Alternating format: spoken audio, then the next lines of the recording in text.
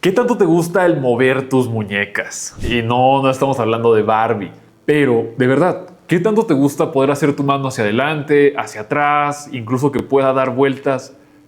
¿Alguna vez has pensado lo importante que es eso? Y esto puede aplicarse a cualquier parte de tu cuerpo, mover tu hombro, mover tu codo, mover tus dedos, pero si las muñecas llegan a fallar, tu mano en automático se mete en varios problemas. Y yo sé que quizá en algún momento de la vida llegaste a escuchar sobre el famosísimo síndrome del túnel del carpo o el síndrome de Kerbein, que son dos cosas distintas, pero lamentablemente muy comunes. Y si eres una persona la cual trabaja con un teclado, un mouse o incluso demasiado tiempo en el celular o factores mecánicos como puede ser personas que cortan el cabello o personas que planchan, este video te interesa. Pero antes de continuar hablándote de cómo es que se hace, qué cositas podemos hacer en nuestro día a día para evitar ese daño y sobre todo en qué momento ya es inevitable el tema de la cirugía. Hola, soy el Dr. Polo Guerrero y el día de hoy todo lo que debes saber sobre problemas de muñeca. Nada más antes de iniciar, como en cualquiera de mis videos, el recordarte que acá abajo está el botón de suscripción por si todavía no lo estás. También si te gustan estos videos o los demás videos que tenemos en el canal, agradecería muchísimo que no olvides dejar tu me gusta. Y sobre todo, si tienes algo que decirme, por favor, házmelo llegar a través de la cajita de comentarios. Pero si consideras que esto es una información de valor, agradecería muchísimo que lo compartieras. Sin más que decir, vamos al video de hoy. Ahora, los problemas de muñeca no es una enfermedad de la actualidad, de que del 2020 para acá ya tuviéramos, sino que realmente han sido problemas que nos han acompañado durante toda la evolución de la humanidad. El simple hecho de hacer algún trabajo que sea mecánico. Podemos irnos hasta los extremos, como puede ser utilizar una pala, algún pico para romper cosas, hasta incluso los trabajos que son considerados de oficina, como el tecleo. Pregúntale a tu mamá si es que ella utilizó la máquina de escribir y cómo sentía las muñecas después de estar un ratito tecleando. Hasta incluso actualmente, en donde ya encontramos que, además de tener ciertas comodidades respecto a una silla, un escritorio, el tipo de mouse, el teclado y la posición en la que tú estás van a provocar este tipo de cosas. Para este video quiero tomar al mismo tiempo la enfermedad de Kerbein junto con el síndrome del túnel del carpo para que puedas ver estas grandes diferencias y en qué cositas son las que nos hacen llegar a pensar. Porque quizá lleguemos a escuchar, es que si no te duele aquí no es problema de la muñeca. Cuando puede que sí sea problema de la muñeca. Vamos a iniciar con lo que es la tendinitis de Kerbein. A esto se le conoce como la tenosinovitis estenosante del primer compartimiento dorsal de la muñeca. Esto involucra principalmente a dos tendones, el abductor largo del pulgar y el extensor corto del pulgar. Mientras que el síndrome del túnel del carpo es una neuropatía por compresión del nervio mediano a su paso por el túnel del carpo. Nosotros en nuestra muñeca, en esta zona de en medio, tenemos el famosísimo túnel del carpo. A partir de ese compartimiento van a salir nervios para que tus dedos, tus manos, todo lo demás. Si nosotros llegamos a tener un problema en esta región, empezamos a tener también problemas en los dedos. Así que la enfermedad de Kerbein afecta a los tendones y se debe a una inflamación, que ahorita vamos a decir por qué se pueden inflamar, mientras que el síndrome del túnel del carpo es una neuropatía, están involucrados los nervios y a lo mismo existe una compresión de los mismos. Esas son grandes diferencias. El mecanismo fisiopatológico de la tendinitis de Kerbein inicia por un engrosamiento de la vaina. Esto nos va a provocar una estenosis, lo cual nos lleva a una fricción tendinosa y finalmente un dolor mecánico. Mientras que el síndrome del túnel del carpo aumenta la presión intratúnel, lo cual nos va a llevar a la isquemia nerviosa. Por lo mismo llegamos a una desmielinización y finalmente un daño axonal tardío. Y en serio, llegar a cualquiera de estas dos enfermedades no es tan difícil. El simple hecho de tener que hacer algo constante en el tema de las muñecas es más que suficiente riesgo para poder llegar a presentar alguno de estos daños. La condición es que tiene que ser un daño repetitivo y con todo esto sostenido. De aquí viene que ciertas personas tengan más predisposición que otras. Ahora también con todo esto hay ciertos estados como por ejemplo el embarazo que sí van a predisponer a que pueda llegar a desarrollarse con mayor facilidad. Un ejemplo sería el gimnasio, en el cual no es una causa directa, pero sí es un factor de riesgo mecánico cuando existe una técnica incorrecta, sobrecarga, volumen excesivo o faltas de descanso. Algunos de los más populares para Kerbein son el curl de bíceps con barra recta, el peso muerto con agarre muy cerrado o las dominadas con agarre forzado. Estos son por los mecanismos de sobrecarga repetitiva del pulgar, desviación radial o cubital bajo carga y el agarre excesivo, apretar de más. Mientras que en el síndrome del túnel del carpo los ejercicios de riesgo es el press de banca con la muñeca extendida, los fondos en paralelas o incluso las lagartijas. Pero estos son por mecanismos de compresión del túnel del carpo, muñecas en extensión sostenida y aumento de la presión intratúnel. Es por eso que ningún ejercicio debe debería provocarte dolor en las muñecas. Y bueno, si te interesa un poco más, hay que mantener la muñeca en neutral la mayor cantidad del tiempo.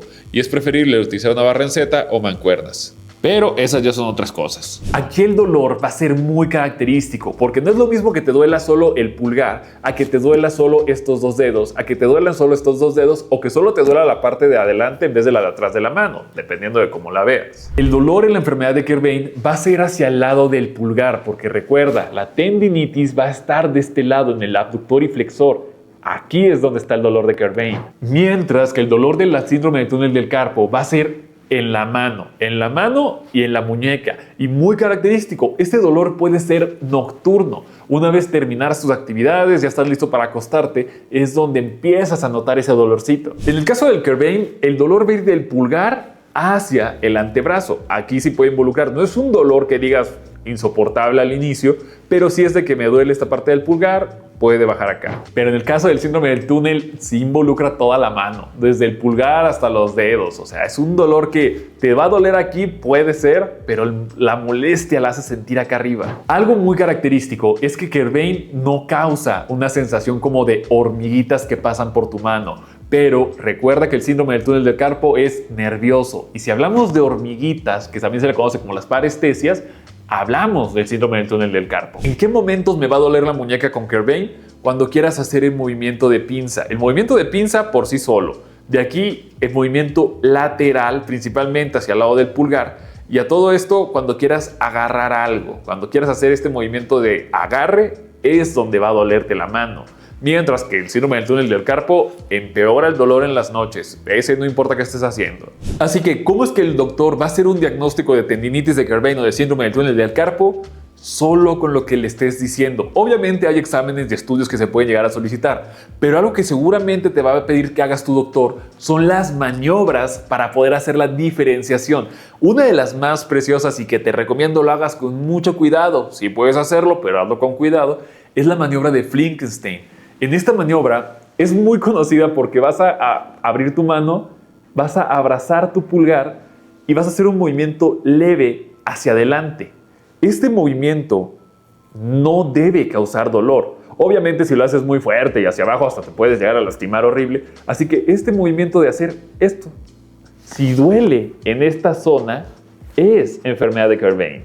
Y en el caso del síndrome del túnel del carpo hay demasiadas maniobras. Está la de Durkheim, está la de Fallen, la de Tinel, que es una de las favoritas. Pero cualquiera de esas cosas van a hacer que la intención es que se te duerman los dedos. Si no se te duermen los dedos, no es síndrome del túnel del carpo. Con estas maniobras no es suficiente para decir que en efecto tienes o no la enfermedad relacionada, sino que a esto sí está recomendado el tema de los exámenes de imagen. En el caso de la tendinitis de Kerbein, vamos a utilizar la clínica, como puede ser el dolor exagerado a la maniobra de Flinkenstein, junto con el ultrasonido, porque necesitamos ver si realmente hay un engrosamiento, una tendinitis. Pero en el caso del síndrome del túnel del carpo, aquí el gold estándar se le conoce como la electromiografía. Este nos va a permitir conocer si en efecto los nervios siguen conduciendo la información, la energía eléctrica para tus dedos, para tu mano y todo lo relacionado. Así que la clínica es importante, pero los estudios complementarios también nos van a ayudar a decir es o no es. Por eso te digo, si te haces la maniobra de Tinel y ya sientes dormido, posiblemente sea túnel del carpo, pero hay que confirmarlo. Los factores de riesgo para una tendinitis de Kerbein incluyen los mecánicos, en donde está el movimiento repetitivo de pinza. Pinza, el tener que hacer esto de manera muy continua, esto nos puede llevar a una tendinitis de Kerbein. Y la sobrecarga del pulgar. En el caso de los hormonales, durante el embarazo también es frecuente la enfermedad de Kerbein. Y a todo esto el periodo conocido como puerperio, ya que hay una retención hídrica y los cambios hormonales. La enfermedad de Kerbein es más frecuente en mujeres de 3 a 5 veces más que en hombres y la edad promedio es de 30 a 50 años. Aquí también están los factores inflamatorios como la artritis reumatoide u otras enfermedades inflamatorias. Así que el movimiento de pinza, una sobrecarga excesiva del pulgar y un movimiento lateralizado de la muñeca repetitivo son los que nos pueden llevar a una enfermedad de Kerbein. No son los únicos, pero son los más preguntados. Pero recuerda que el síndrome del túnel del carpo hablamos de los nervios, no de los tendones. Aquí ya entra un grupo de enfermedades que se caracteriza por el daño que puede existir en los nervios. Principalmente dentro de todo estos, diabetes mellitus mal controlada. En el caso del síndrome del túnel del carpo, no están claros los factores mecánicos, que aunque pueden estar predisponentes, son más importantes los factores metabólicos y sistémicos, como la diabetes mellitus, lo cual nos puede llevar a la neuropatía diabética más el edema, o sea, la inflamación y la retención de líquido. El hipotiroidismo también da un mayor riesgo del síndrome del túnel del carpo, al igual que la obesidad, ya que este aumenta la presión intratúnel. Aquí están también los factores hormonales como el embarazo, pero aquí también se va a ver muy desarrollado el tema de la menopausia. Y cuando nos vamos a los factores anatómicos que pueden predisponer un síndrome del túnel del carpo y por qué esto puede llegar a ocurrir, son las personas que tienen una muñeca muy chiquita. La muñeca pequeña tienes menos espacio y por lo mismo los nervios son más sencillos que se puedan llegar a dañar. Anatomía. Ahora, con todo esto, aunque las dos enfermedades pueden tener una distinción muy clara entre qué es tendón y qué es nervio, los factores que pueden predisponer a que esto brote son muy similares y todo está con la repetición de los movimientos de muñeca.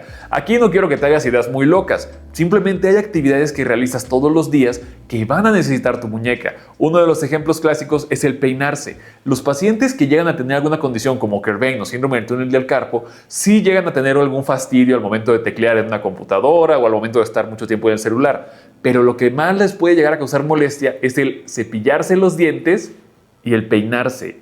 Ahí es donde se dan cuenta de, oye, ¿por qué me duele la muñeca? Las actividades y trabajos de alto riesgo más frecuentes para ambas patologías es el trabajo repetitivo, arriba de las 6 horas diarias. Con todo esto, la falta de las pausas activas y una mala ergonomía. Por mala ergonomía no me refiero a que necesitas ir y comprar uno de esos mouse que son especialmente ergonómicos, son de ayuda, son de apoyo, pero aquí involucramos mucho el cómo es que te sientas, desde la altura de tu escritorio hasta la posición en la cual está tu silla. Ahora, con todo esto vale la pena decir, puedes tener una silla de refresco, de esas de carta blanca, por poner aquí alguna situación, con un escritorio, sí. Pero la condición es que tengan que estar a la altura correcta. La prevención no es tan complicada, pero puede ser laboriosa, ya que lo primero es la ergonomía adecuada, mantener la muñeca en posición neutra, que no esté en flexión ni extensión prolongada, al igual de que tienes que ajustar la altura del teclado con el mouse, el apoyo de los antebrazos y la posición del celular si es que lo utilizas demasiado, y sobre todo preferir el mouse ergonómico o mouse vertical. A todo esto, evitar movimientos repetitivos prolongados. Eso sería reducir las tareas que impliquen la pinza repetitiva del pulgar o la flexión y extensión continua de las muñecas. Las pausas activas van a ser muy importantes. Descansos de 5 a 10 minutos por cada 45 a 60 minutos. Durante las pausas, intenta hacer estiramientos suaves de los dedos, de las muñecas, del antebrazo y también la movilidad articular debe estar sin dolor. Y solo en los casos de alto riesgo, utilizar las férulas de muñeca para la posición neutra. Estos van a ser principalmente en trabajos prolongados, actividades de alto impacto repetitivo y también no la debes utilizar sin indicación médica. Pero bueno, eso lo vamos a mencionar más adelante. Algunas de las actividades más asociadas con Kerbein es el uso intensivo del celular, tanto como puede ser el scrollear en una pantalla, como puede ser el typear o el hacer una escritura. Dentro de los trabajos más antiguos está el tema de las costureras, peluqueros, músicos, donde principalmente están los de guitarra y violín, hasta personas que planchan. Mientras que para el síndrome del túnel del carpo están más direccionados hacia operadores de computadora, cajeros, trabajadores de línea de producción, uso de herramientas vibratorias y también los mecánicos, odontólogos y laboratoristas. Pero bueno, con que tú sepas que el movimiento repetitivo y de todos los días es más que suficiente para causar algún problema en tu muñeca, es más que suficiente. Y con todo esto, ¿es necesario operarlos? La respuesta es sí, pero no, y depende. El tratamiento según la severidad es muy clásico. Va a haber un reposo relativo. A todo esto sí están indicados los AINES, principalmente en el tema de la tendinitis de Kerbein, y aquí las férulas específicas. Estas férulas no son para que vayas tú a la farmacia y te las compres, sino que primero pasa por la evaluación, ves si realmente es Kerbein o síndrome del túnel del carpo y ya con ese diagnóstico aplicamos las férulas, porque si te pones una férula de Kerbein para síndrome del túnel del carpo, pues no tiene sentido. En el caso de la de Kerbein está muy bonita, se llama espica de pulgar. Me imagino que ha de haber algunas otras más actuales o demás relacionados, pero esta es muy clásica. Y por el caso del síndrome del túnel del carpo está la neutra nocturna. Esta también es bastante popular y obviamente te digo, si el dolor se presenta más en la noche, la tienes que utilizar en la noche. Es aquí en donde hablamos de las cosas ergonómicas. Principalmente lo tendrías que revisar con un fisioterapeuta o un rehabilitador, pero las cosas ergonómicas no son una cura de los síndromes que pueden llegar a surgir. Son preventivas hasta cierto grado dependiendo de qué tan intenso sea el trabajo que realizas, incluso con aparatos ergonómicos y de relacionados, pero aquí el punto importante es eso, son preventivos. Si tú ya tienes un dolor, no es el momento de, ya voy a utilizar ergonómicos, porque el daño ya está. Ignorarlos sí nos puede poner más en riesgo. Y en todo caso, de verdad, busca cuáles son las que están recomendadas por las diferentes asociaciones de fisioterapia, rehabilitación, para el uso diario. Porque bueno, ya hay cosas más específicas para ciertas áreas en especial. En el tratamiento está el grado moderado, en donde lo más importante va a ser la fisioterapia dirigida. Ese es el punto clave. Si tú quieres evitar una cirugía de muñeca, tienes primero que pasar por la fisioterapia, ya que este va a ser el manejo que nos va a ayudar a que primero no empeore, segundo, si hay recuperación de la movilidad y desinflamación, y tercero, va a ayudarte mucho a que no te vuelva a ocurrir.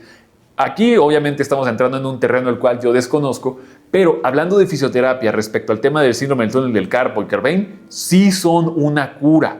Pero, ¿qué pasa si no se acude con el fisioterapeuta a tiempo? Lamentablemente caemos en la cirugía. En el caso de la enfermedad de Kerbein, la cirugía más utilizada es la liberación del primer compartimiento dorsal, mientras que en el síndrome del túnel del carpo es la liberación quirúrgica del túnel del carpo. Pero bueno, eso sería todo por el pequeño video del día de hoy. Espero que aprendieras algo nuevo y que te des cuenta de la importancia de cuidar, en este caso, lo que para muchos son las herramientas de trabajo, tus manos. Y ahí obviamente están tus muñecas. No dejes pasar un dolor, acude a consulta. Y si te mandan con el fisioterapeuta, créeme que esa es la mejor solución y bueno, la mejor decisión que puedes tomar para evitar el llegar a una cirugía y bueno, que la recuperación sea todavía más complicada.